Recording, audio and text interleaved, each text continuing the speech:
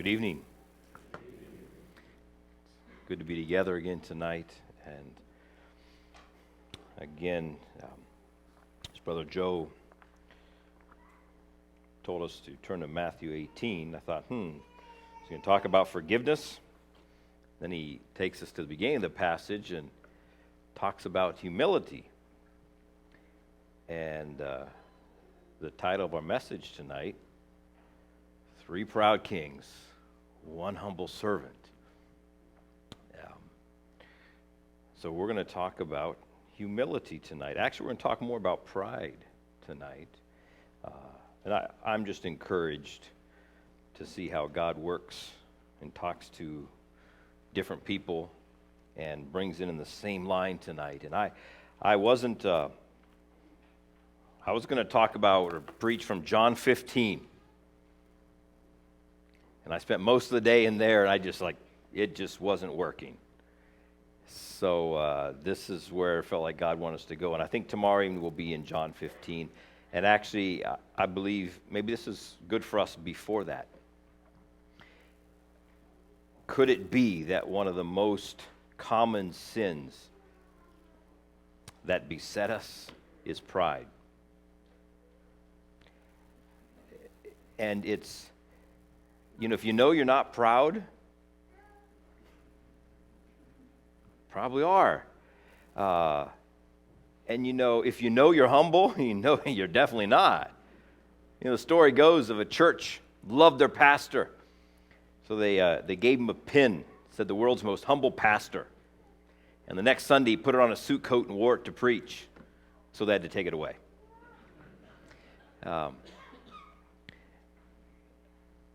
I invite you to open your Bibles to Daniel chapter 1. I'll tell you a little story about myself while you're turning there. When I was about 10 years old, I remember one church picnic. Our church there in Kelowna, Iowa, we had a summer picnic, and we always had it there at the fellowship hall in the church, and it was a highlight for us boys because after the picnic in the summer would be a softball game, and the 10, 11, 12, 13-year-old boys weren't big enough to play out front with the youth and the adults. So, we didn't let that stop us. We, in the backyard of the church, we had a place where we played. Okay, so we have our own game. And actually, we got in twice as much softball as them because the 10 to 12-year-old boys, they go through the line first. They eat their food twice as fast as everybody else, and we're into the fifth inning before the old people have, taken their first bite of, meatloaf. So, there we are. We're playing our game there in the backyard of the church, and so we're having a good time. And I just remember this particular picnic. We're playing softball, and I was playing second base. And another boy was pitching on our team. And we don't have an ump, so you're not calling balls and strikes. It's just swinging strikes. And, if the ball don't go across the plate, you don't swing. And if the pitcher can't put that ball across the plate, it can just stand there a long time. So I was out there at second base, and the pitcher just wasn't putting the ball across the plate. It was, he would put it in there, and the guy would step back, or maybe it was behind him, and it was over there. And it was taking a long time. The sun's going down. The adults, now they're out there playing their game, and we're wasting time. And it was just too much for me to sit back and watch this guy try to pitch and not put that ball across the plate, and we're wasting time. So finally, I just took matters into my own hands, and I just can't pitch. I said, "Here, let me pitch." And I don't remember what he said. I just know I took over. And I pitched, and we got the game rolling, and I thought we had a good time. The next day, was sitting in our dining room, and I'm not sure what we were doing as a family. It was my mom, my sister's there. It was in the summer, so maybe we were shelling peas or, doing peaches or something. And I remember just proudly telling my two older sisters, and I should have known better as a 10-year-old, but just telling my two older sisters, last night we were playing softball, and, this guy was pitching, he couldn't. I took over and got her done. I thought that was really something. And my two older sisters, they were horrified. Like, you did what? And I had more sermons than I wanted that day. I didn't see it that night that it was pride within me. But that's what it was. I can do it better than you. Step aside, I've got it. Pride is just right there around the corner. And maybe I was a better pitcher. But is that how we do it? The story of Daniel, and we're gonna look at the first 6 chapters. We're gonna kind of skip chapter 1, and we'll go quickly through these. But Daniel is a Hebrew slave that comes to Babylon. He outlives 3 kings, and he serves at least 3 kings. Some say maybe 4. He outlived all of them and served all of them, and wasn't just the Hebrew servant there. He became second in command, for sure, to the 3rd king, and became a respected man. How did he do it? And each of these kings had a common fault, and it's in our title: 3 proud kings, 1 humble servant. Excuse me. I don't know tonight if there's pride in our midst. God will take care of that. God will speak, okay?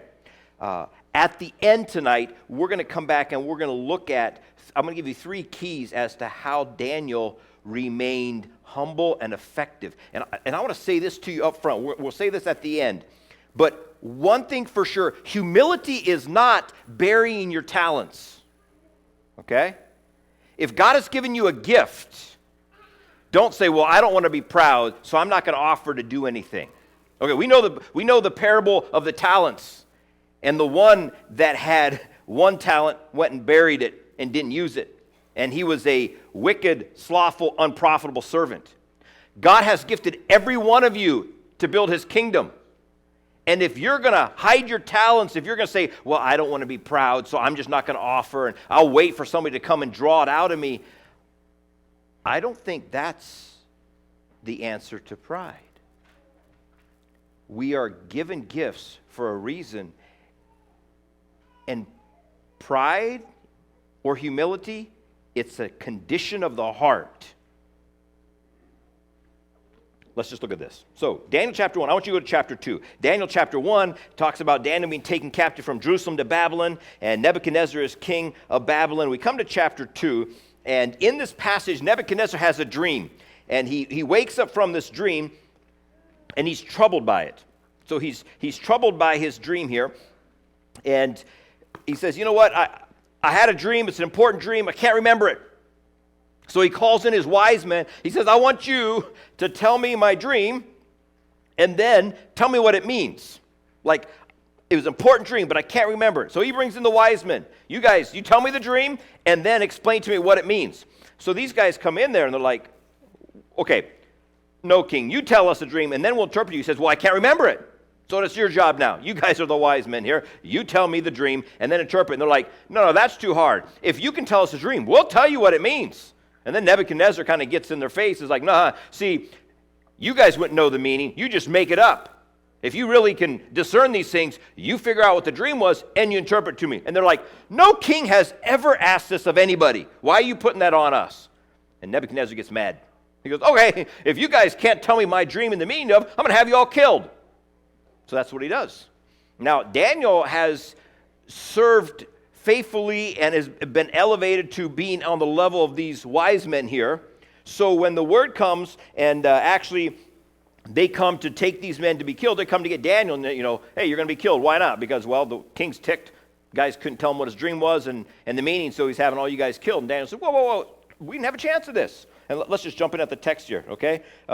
In verse 14 of chapter 2, Daniel answered with counsel and wisdom to Arioch, the captain of the king's guard, which had gone forth to slay the wise men of Babylon. Verse 15, and he answered and he said, Arioch, the king's captain, why is the decree so hasty from the king? Then Arioch made the thing known to Daniel. Then Daniel went in and desired of the king that he would give him time and that he would show the king the interpretation. So Daniel says, hey, the king, give us some time. We'll get this for you. Then Daniel went to his house, and he made the thing known to Hananiah, Mishael, and Azariah, Shadrach, Meshach, and Abednego, his companions, that they would desire mercies of the God of heaven concerning the secret that Daniel and his fellows should not perish with the rest of the wise men of Babylon. You see what Daniel does right away here? he calls 3 companions, said, guys, we need to pray about this.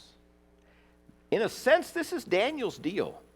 Daniel's going to get the dream and the interpretation. But he calls his friends. Let's pray about this. Let's seek God. Okay? Take note of that. Verse 19. Then was the secret revealed unto Daniel in a night vision. Then Daniel blessed the God of heaven. And Daniel answered and said, Blessed be the name of God forever and ever, for wisdom and might are his. And Daniel comes to Nebuchadnezzar, and he interprets his dream. Let's just drop down to verse 30. Actually, let's drop down to verse 28. Daniel comes to Nebuchadnezzar and says this. Verse 27. Daniel answered in the presence of the king and said, The secret which the king hath demanded cannot the wise men, the astrologers, the magicians, the soothsayers show unto the king. But there's a God in heaven that revealeth secrets, and maketh known to King Nebuchadnezzar what shall be in the latter days. Thy dream and the visions of thy head upon the bed are these. And then he tells him the dream. And then let's just drop down one more verse. But as for me, this secret is not revealed to me for any wisdom that I have more than any living. But for their sakes that shall be made known the interpretation to the king, that thou mightest know the thoughts of thine heart. And so Daniel interprets it to him. And then let's drop down a few more verses and to verse 36 through 37. And Daniel just simply says this, this is the dream, and we will tell the interpretation before you, O king. Thou, O king, art a king of kings, for the God of heaven hath given thee a kingdom, power and strength and glory.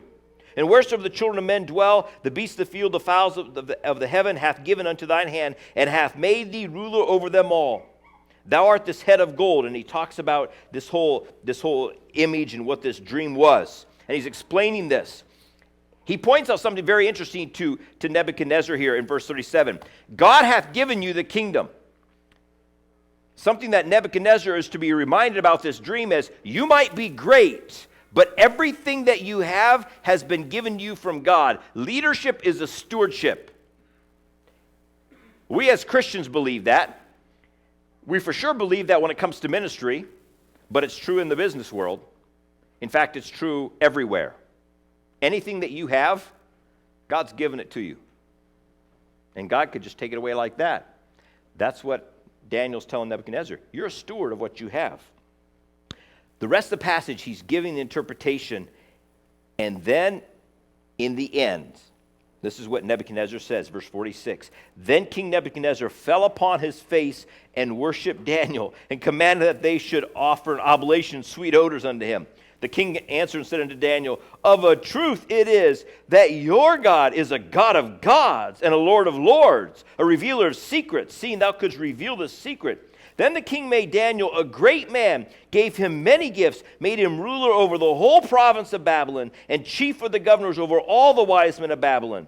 Then Daniel requested of the king, and he set Shadrach, Meshach, and Abednego over the affairs of the province of Babylon.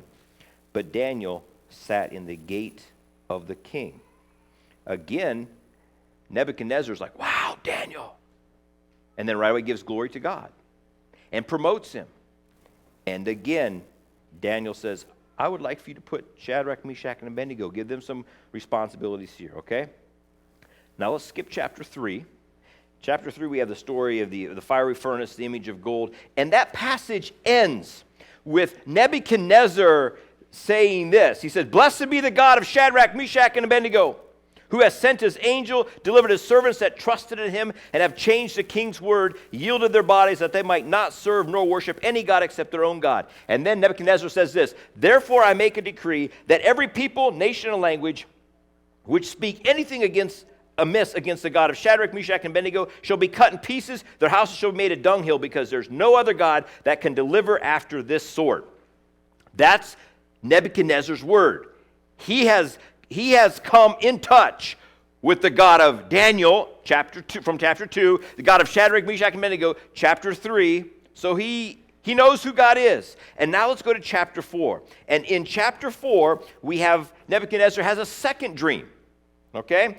And he has a second dream, And this one, he knows that it really bothers him.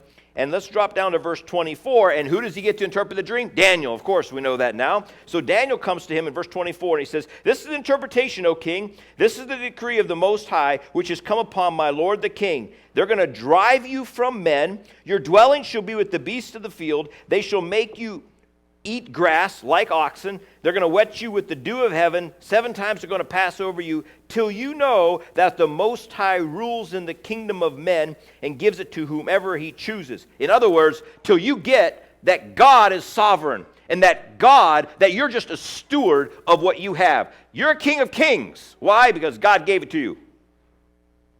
And you're going to become like an animal until you learn that God is sovereign.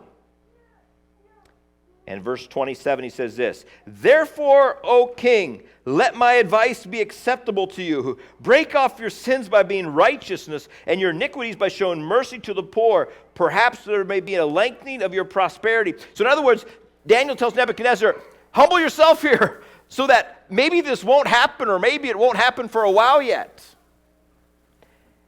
That was the second dream that Nebuchadnezzar had. Later on in that passage, this is what Nebuchadnezzar does. Drop down to verse 29. Nebuchadnezzar says, at the end of 12 months, and it seems like this is a year later, okay? So Daniel has given the warning to Nebuchadnezzar, you're going to be driven from men. You're going to be out, you're going to sleep with the cattle, you're going to live in the barn. Now, we think it's, that's pretty low down to sleep with the animals. Maybe a homeless person, a beggar would do that. If you're a king of kings, you're not going to go out and sleep in the cattle barn. Unless God says you do, huh?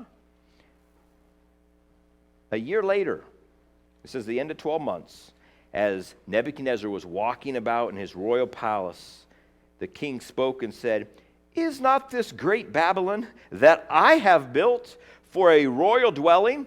Actually, let me just go ahead and put this up on the screen here for us. We have this here, so you can see what we have up here. "Is not this great Babylon, which I have built for a royal dwelling, by my mighty power and for the honor of my majesty?" Those are the words of Nebuchadnezzar. It says, "While the word was still in the king's mouth, a voice fell from heaven. King Nebuchadnezzar, to you it is spoken. The kingdom has departed from you. They're going to drive you from men. Your dwelling shall be with the beasts of the field. They will make you eat grass like oxen. 7 times will pass over you until you know that the Most High rules in the kingdom of men and gives it to whomever he chooses." That very hour, the word was fulfilled concerning Nebuchadnezzar. He was driven from men. He ate grass like oxen. His body was wet with the dew of heaven, till his hair had grown like eagle's feathers and his nails like bird's claws. That happened to Nebuchadnezzar. Why? Because his heart was lifted up in pride.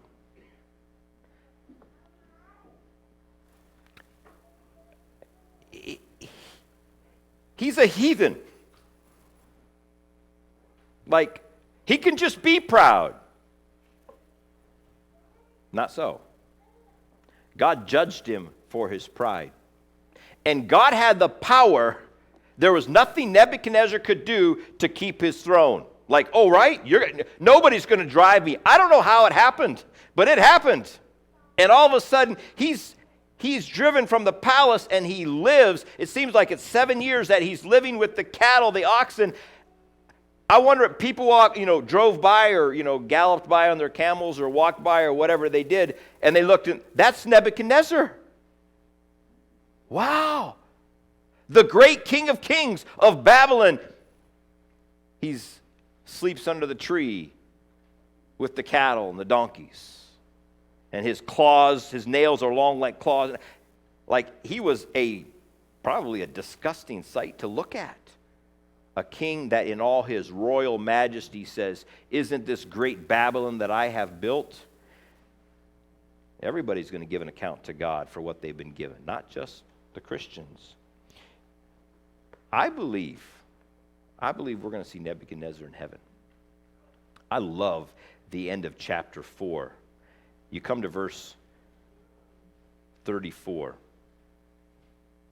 of chapter 4, and it says, "At the end of the days, I, Nebuchadnezzar, lifted up mine eyes unto heaven, and my understanding returned unto me, and I blessed the Most High, and I praised and honored him that liveth forever, whose dominion is an everlasting dominion, and his kingdom is from generation to generation. And all the inhabitants of the earth are reputed as nothing.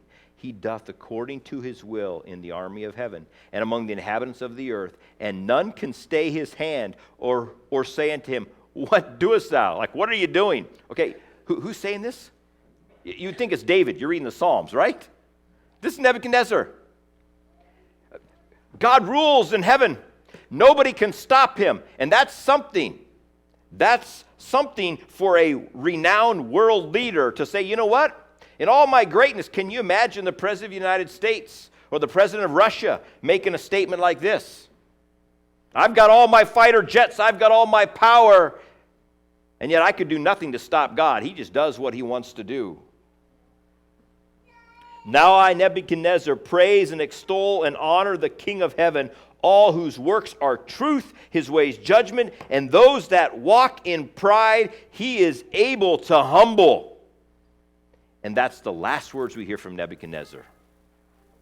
I think he's going to be in heaven. And you look at that. Those that walk in pride, God can humble. And you know what I like as I see in this story about Nebuchadnezzar is God gave him 2 chances.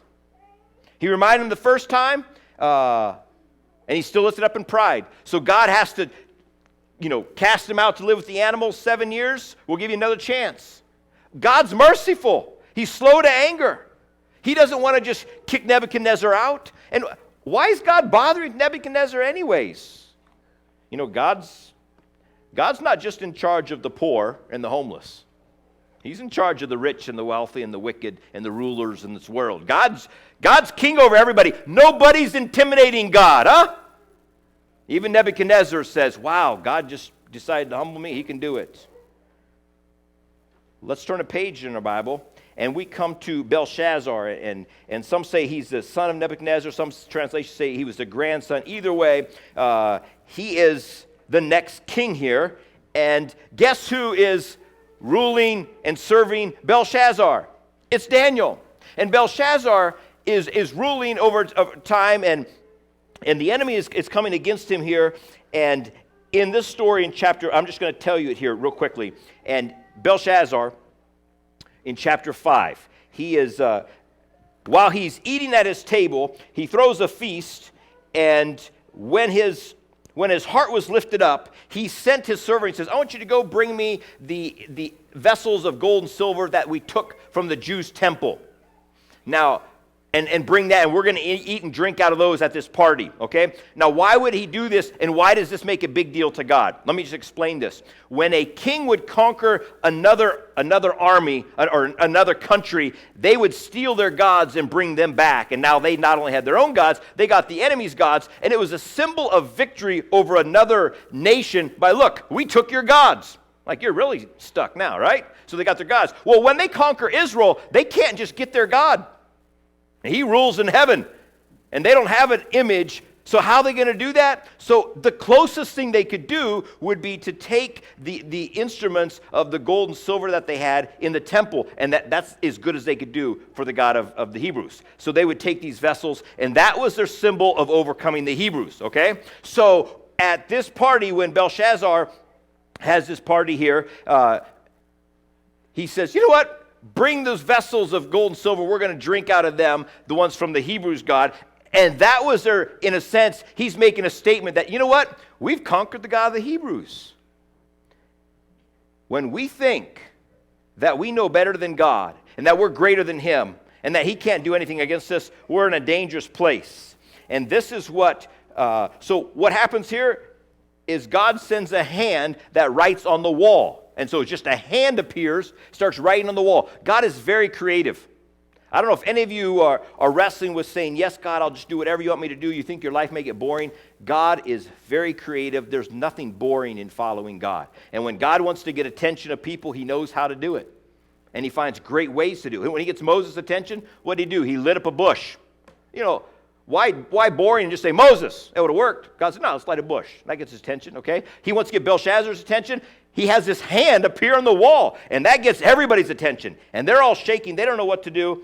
Daniel comes, and he says, here, I can tell you what this means. And look what Daniel says here in talking to Belshazzar. He reminds them of what, let me start reading in verse 17.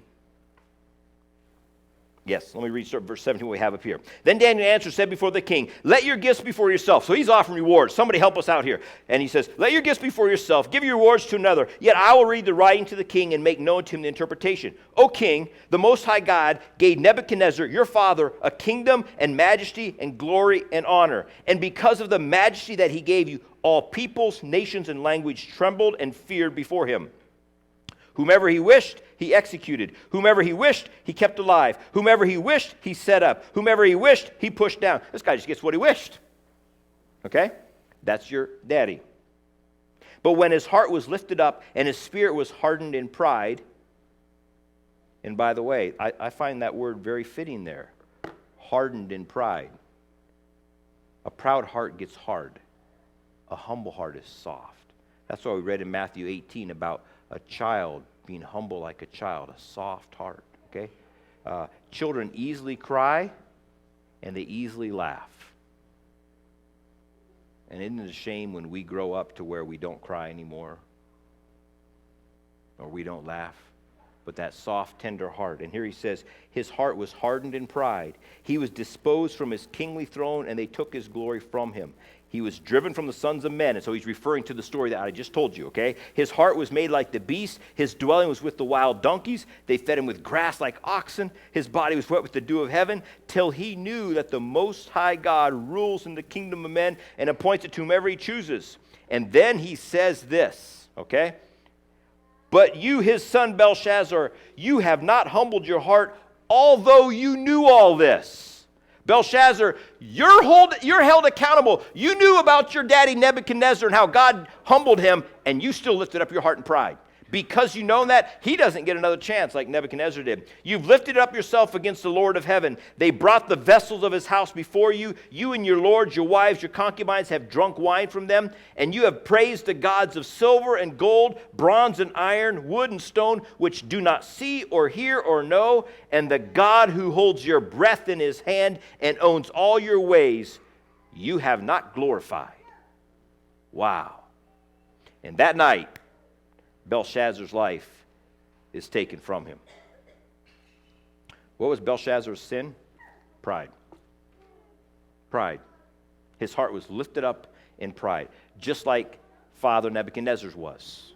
And he knew that, and he didn't humble himself. It seems that Belshazzar's held accountable for what he knew. He's held accountable for this, and he didn't humble himself to it. Now let's go to one more story here from Daniel, okay? One more story here, and this is Daniel chapter 6, and this is where Darius comes. So Darius is ruling now in Babylon, and Darius seems to, I don't know how much of these stories he knew, but Darius is seems like to be a fairly wise king, and it says this, that when Darius became king, he sets 120 men to rule over the province of Babylon. So when he conquered Babylon, he comes in, he says, okay, I want 120 guys to rule over this. And then I'm not responsible for everything. I don't have to worry about that. They report to him. And then he says, of the 120, there's 3 that's over them. So 120 men rule over Babylon. You guys got any issues, there's 3 guys you go to. You go to them, all right? And then if those 3 guys can't figure it out, then they can wake me up, and it's 11:45, and I'll have some coffee, and then I'll help you figure out the one problem you can't figure, and then I go back and drink my coffee, and life's good, because I've delegated well, okay? That's kind of my own interpretation, but that's what he's doing. He's delegating 120 rule over, 3 guys over top of them, and then me. And of the 3, Daniel's in charge. Huh. How's Daniel get put in charge? Daniel's in charge, okay?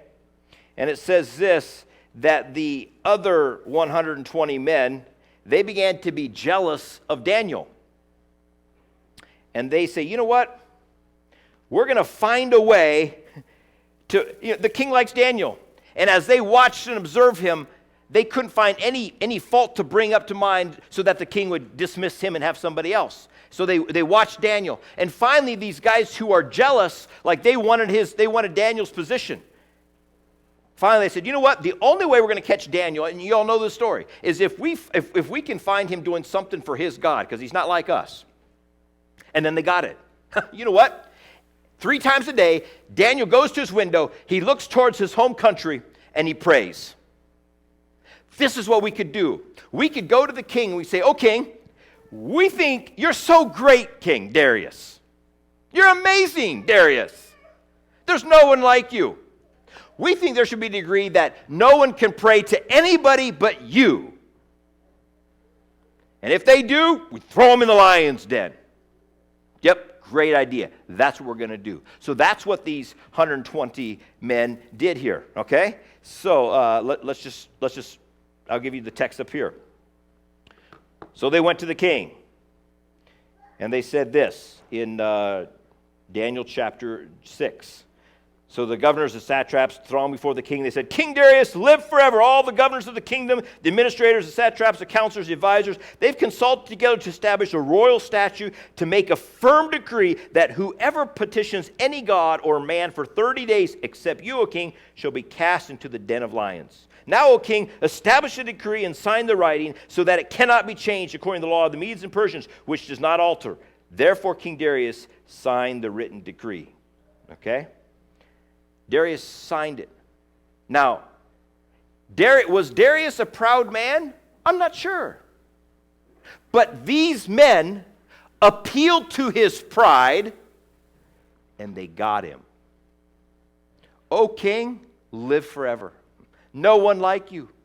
We've got an idea. Let's make a rule that nobody can pray to ask requests of anybody else or any other god except you for 30 days. Wow. Things are going good in Babylon here. This is amazing. Where do I sign? And he signs it. And these guys leave, and now they're excited. And they go out, and they wait, and they're going to watch for Daniel. And Daniel knows the decree. And yet Daniel says, I'm still going to be faithful to God. I'm still going to do what I did before. So he looks out his window towards Jerusalem, and he prays. And they catch him, and they come back. And when they came back to Darius, said, oh, king, live forever. We got somebody who's disobeyed your decree. It's Daniel. And you know what tells me something about Darius? That when they said, it's Daniel, Darius was upset with himself because he knew it was his fault. He was lifted up in pride. And it says that Darius labored till the sun went down, figuring out, how can I deliver Daniel, my best man? And these guys stood back. Nope, can't change it by the law of the Medes and the Persians. Sorry. And there was no way he could get around it. And Darius stands true to his word. He made this decree. He's upset with himself. Why did he get himself in that problem? His pride. His pride. Pride gets us into trouble. Well, you know the story. When Daniel was thrown in the lions, and before he did, Darius said, the God that you serve, he'll deliver you. And he has him thrown in. He goes home that night, and he couldn't sleep all night. And he paced. He can't sleep. So in the morning, and early in the morning, it's been long enough. So, okay, I did what I'm supposed to do. I threw him in there. He goes back to the lion's den. And, opens the door, however it was, and hollers, and Daniel, was your God, was he able to deliver you? He said that night he will. But did he? Because, this doesn't happen. He probably heard the story how Daniel's God saved the men in the fiery furnace, but lions? How would that work? He says, was your God able? And Daniel says, okay, yes, my God was able. And then he's so happy, and he brings them out. And then he takes all these wicked guys who set the trap, and he throws them in. And I think that's just part of God's plan that shows that, it wasn't that these were lions from the petting zoo, and it wasn't that they were overfed. They were hungry. They were so hungry that they devoured all these men before they even reached the ground. So they throw them in, and these guys just devoured them, tore them to pieces. And yet Daniel sat there all night with them, and they didn't do a thing. And after this is done, King Darius the end of chapter 26 says this. Then King Darius wrote, to all people, nations, and languages that dwell in all the earth, peace be multiplied to you. I make a decree that in every dominion of my kingdom, men must tremble and fear, or worship, as that means, before the God of Daniel. For he's the living God, and steadfast forever. His kingdom is the one which shall not be destroyed, and his dominion shall endure to the end. He delivers and he rescues. He works signs and wonders in heaven and on earth, who has delivered Daniel from the power of his lions.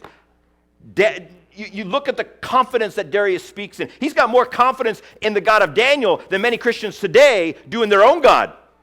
Huh? Like, this God's in charge, and there's nothing we can do against him. Now, we see that in these stories here, these men all fell for one reason, pride. It was pride that lifted it up. The sin of pride took these men down. I'm going to give you 2 words that describe what pride do, and then we're going to have our solution, okay? Pride will do this. Number 1, pride will deceive, okay? It deceives you into thinking you deserve credit for your gifts. You deserve credit for your gifts and accomplishments. You are an exception to the rule. It deceives. Pride will deceive. Pride destroys. It destroys relationships. It destroys teams. It destroys businesses. It destroys churches. It destroys character. Pride deceives. Pride destroys. And this doesn't just happen out there in the world. This destroys churches. When there's pride, it destroys. Proverbs 13 says, by pride comes nothing but strife. These men all fell because of pride. And this is what God has to say to the proud. Likewise, ye younger, submit yourselves unto the elder. Yea, all of you be subject one to another. Be clothed with humility, for God resisteth the proud and giveth grace to the humble. As a church, as a brotherhood, as if you are going to, in a sense, be a successful, healthy church, you all got to stay humble, or you can't work together. You need each other. You need to hear from each other. Pride brings strife. If there's strife, check your heart. Check your hearts. The solution to pride is not to hide your talents or not to offer them for service, okay? In fact, Daniel used his talents well. Daniel, he was in a sense a big man in the kingdom for over 3 different kings. Daniel used his talents well. He used his gifts well. And Daniel didn't say, well, no, I don't want to interpret the dream because then you'll think I'm something. No. Daniel did. He used his gifts. He served. So what were the 3 practices behind Daniel's success? And this is what I want to give you tonight, because this, to me, can be a solution to pride. The proud don't want to do these 3 things. The humble just naturally are going to do these things. And that's why, as I look back through these stories on Daniel, I see 3 things that he did, okay? So I'm going to give you 3 words that describe what Daniel did. The first one is this. Daniel was a man of worship. Okay? When Daniel prayed that God would give him a dream, what happened when God gave him the dream? He worshiped God. Okay? Daniel was a man of worship. And as we look back, if we look back throughout the scripture, in my Bible, I have down in chapter 4, after he talked to the king there of worship. In chapter 2, again, the same thing. Worship moves our focus from off of ourselves and our accomplishments to God and who He is. Worship moves our focus off of us and our accomplishments and on to God. Are you a person of worship? Are you quick to praise God when something good happens? Or do you just absorb it? Wow, did it again. Daniel was a man of worship. That's a sign of humility. Daniel knew where his strength came from. He knew that everything that he had, all the gifts he had, came from God. Daniel was a man of worship. The second thing that I see in Daniel was this. Daniel was a man that served, okay? And when you serve, it moves your focus off of yourself and onto others. It shows value in other people. So worship moves our focus off of us to God. Serving moves focus off of ourselves and to other people. We should seek to make others look good and others succeed, not just ourselves. That's serving. And you note this, that in chapter 1 or in chapter 2, when Daniel says, okay, I can interpret this dream, we're going to go to God and pray, he didn't say, you know what? This is my deal. And when Shadrach, Meshach, and Abednego like, Daniel, what are you praying and fasting about? Never mind, me and God, we're up to something here. No. He brought them in on it. Guys, pray. We need to hear from God on this. Okay? And then when he's promoted, what's he do? Oh, king, I also want these 3 guys to be promoted. They're part of this. They prayed with me for this. Daniel wasn't saying, make sure I get all the credit. Daniel was a man that served. His focus wasn't just on himself, okay? Daniel was a man that served faithfully, one king, then the next, then the next. That's why they continued to use him, because he was a man that served. And the last thing that I find here is Daniel was a man of team. Team moves the focus off of I to we. It's no longer just about me. And again, you see that Daniel continually included Shadrach, Meshach, and Abednego in what he did when it could have been just about him. And he didn't. Daniel was a man of team. I want you guys involved in what we're doing here. Daniel was a man of worship. Daniel was a man that served. Daniel was a man of team. It's not about me. I don't want to do this by myself. How do you check on these 3 things? Are you a person of worship? Are you quick to honor God for the successes that are happening in your life? Do you understand that every gift, everything you have, all your successes come from God? And God could at any moment remove your success out of your life. If God could do it to a heathen king who doesn't know him and doesn't acknowledge him, he can do it to you and I. Are you a person of worship? Are you free to serve in this congregation? Are you free to serve in the workplace? Are you free to serve in your community? Or are you above that? Daniel was a man that served, was faithful serving. It takes somebody that's humble to serve. And then Daniel was a team player. Daniel got things done, but he didn't run over people. It wasn't his way or the highway. He worked with people. He was a man that believed in team. Daniel was a great man of God who was not destroyed by pride. And Daniel, he was so successful, and yet it never went to his head. I wonder tonight if there's any pride in our hearts. Pride is so subtle. But when we start to take credit for what God is doing in us or through us, God doesn't take lightly to that.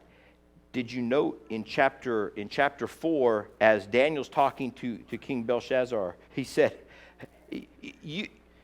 all these things that God has given you, you haven't acknowledged him. And you're praising the gods of gold and silver, which don't hear or speak or any of that, and the God who holds your breath in your hand, you're not honoring him? God holds the breath in your hand. You believe tonight God holds your breath in your hand? So anything good that's coming out of your life, God can just say, okay, you're done, and you're done. And yet we struggle to trust a God that holds our breath in our hand. We struggle to trust a God who holds the economy in his hand, the world in his hand, our country in his hand, our church in his hand. Maybe this will strike a little more home for us. We tend to worry about things, and sometimes we trust ourselves more than we trust God. And that's what God was getting after Belshazzar for. You're praising these dead, gods that you made of stone and gold and silver and rocks. I'm the one who holds a breath in your hand. You should be worshiping me. Are you a people of worship that you acknowledge, God, you are sovereign, you're in control. I don't have to worry about anything. I'm going to cry out to you. I'm going to bring everything to you because I know that you can rule. these stories just put life maybe in a proper perspective. Like God really could step in. Okay, king, bloop, you're out. Somebody else can take your place for a while until you realize that I rule. Wow. Do you trust God like that? That's the God we serve. Let me real quickly just share a little personal story with you. And then we're going to close. And I think the fitting way to close tonight is just to turn in groups of 3 or 4 and just share what God is doing in your heart tonight. If God's revealed pride and you just want to confess it to a brother or sister and pray together, I don't know what it is. But in 2019, I didn't realize it at the time, but there was pride creeping up in my heart. I didn't know it. And God was nice enough to give me a warning. I got an email from a preacher from a neighboring state. It wasn't Ohio. Could have been. He sent me an email. And in his email, he blessed me for a message I'd preached at a mission conference that he was at, and said he did a good job. And then he said, be careful of pride, Rick. And he just very gently warned me about pride. Now I got that email, and I'm like, why is he warning me about that? And I didn't really like it. And I wish now I would have went to that brother and said, let's have coffee. What do you see? What did you observe? What were you hearing from me? But I didn't. I just sent back a nice email. Thank you for the warning. I don't want to be proud. Blessed him, and I went on my way. I didn't get it. I didn't take it to heart. And I didn't think I was proud. In fact, I had these thoughts. Well, am I not supposed to do my best? I preached a message, and I did it very well, and I put myself into it. And so he tells me, good job, but then he warns me of pride. What do I do with that? If God sends somebody to warn you, pay a lot of attention.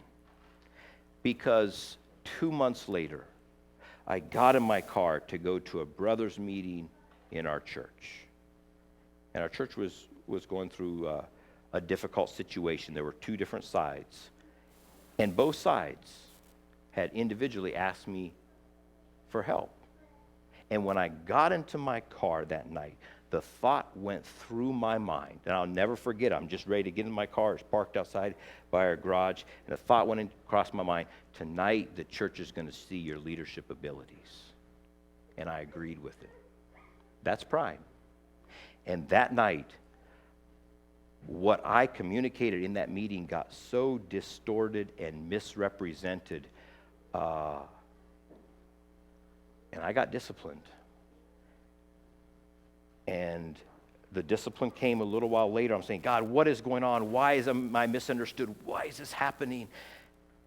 And after about 3 days of just crying out to God, God just pulled back the curtain from my eyes and said, Rick, and he showed me just that picture, getting in your car.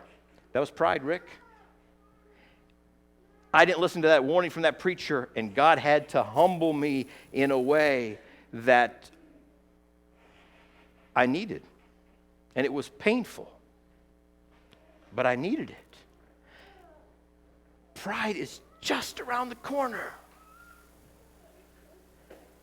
And I should never come to a place where I'm like, I'm beyond that. I'll learn my lesson. My 5th grade teacher warned me of pride. He did it in a good way.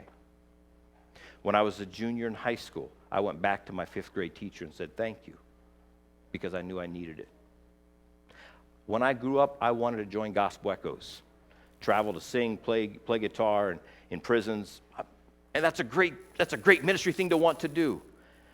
I was accepted to do it, and for some reason, God kind of turned my heart to teach school in Minnesota, and I ended up not going to Gospel Echoes. I didn't know it at the time, but I'm convinced now that God knew that Rick at 19 couldn't handle being on stage. Someone sent him to a basement of a church way up north with 12 kids that don't want to be there. You're the only teacher. That was a hard year. God knows what we can handle. And so I look back on my life, and I knew I had struggles with pride. How could it happen again? It can happen again. It can happen again. And when we must be so careful not to think, you know what? I'm the exception. I can do this. Pride deceives, pride destroys. But if we seek, and you know what? In that situation in the church that I was involved in, I look back and said, you know what? If I would have just said, I'll help this brother, I'll help this family, but I need some people to work with me. If I'd have just done that, it would solve the problem. But I didn't. I thought I could do it myself. I should have learned from Daniel. Daniel didn't do it himself. I don't know what God is saying to you tonight, but I'm grateful God gives us second chances. He did Nebuchadnezzar. He's given me second chances. He's got second chances for all of us, and we want to learn from them. So we're going to pray, and as I pray, I'll just pray that God speaks to your hearts, and I'm confident, brothers and sisters, that the success of this church depends on the humility of you as members. And true humility says, I want to use my gift to serve, not hide it, and I can use my gift in humility. Let's pray. Father, come to the name of Jesus.